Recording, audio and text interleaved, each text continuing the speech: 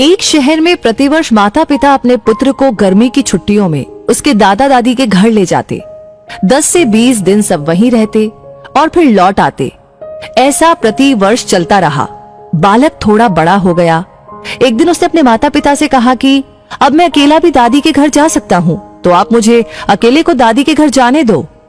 माता पिता पहले तो राजी नहीं हुए, किंतु बालक ने जब जोर दिया तो उसको सारी सावधानी समझाते हुए अनुमति दे दी। जाने का दिन आया। पिता बालक को छोड़ने स्टेशन गए। ट्रेन में उसको उसकी सीट पर बिठाया, फिर बाहर आकर खिड़की में से उससे बात की, उसको सारी सावधानियां फिर से समझाई। बालक ने कहा कि मुझे सब याद है, आप चिंता मत करो। ट्रेन को सिग्नल मिला, विसिल लगी, तब पिता ने एक लिफाफा पुत्र को दिया और कहा कि बेटा, अगर रास्ते में तुझे डर लगे तो ये लिफाफा खोलकर इसमें जो लिखा है उसको पढ़ना। बालक ने पत्र जेब में रख लिया। पिता ने हाथ हिलाकर विदा किया। ट्रेन चलती रही। हर स्टेशन पर नए लोग आते रहे, पुराने उतरते रहे। सबके साथ कोई न कोई था। अब बालक को अकेलापन लगने लगा। अगले स्टेशन पर ट्रेन में ऐसी शख्सियत आई जिसका चेहरा बहुत ही भयानक था। बालक पहली बार बिना माता पिता के, बिना किसी सहयोगी के यात्रा कर रहा था।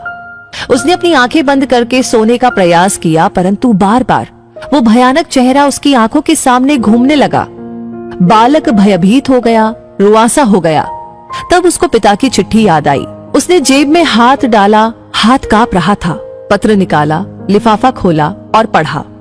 पिता ने लिखा था, तू डरना मत, मैं पास वाले कंपार्टमेंट में ही हूँ, इस गाड़ी में बैठा हूँ। बालक का चेहरा खिल उठा। सारा डर काफूर हो गया। जीवन भी ऐसा ही है। जब भगवान ने हमको इस दुनिया में भेजा, उस समय उन्होंने हमको भी एक पत्र दिया है जिसमें लिखा है, उदास मत होना, मैं हर पल, हर क्षण, हर जगह तुम्हारे साथ हूँ। पूरी यात्रा तुम्हारे साथ करता हूँ, केवल तुम मुझे स्मरण रखते हो। सच्चे मन से याद करना, मैं एक पल में आ जाऊंगा।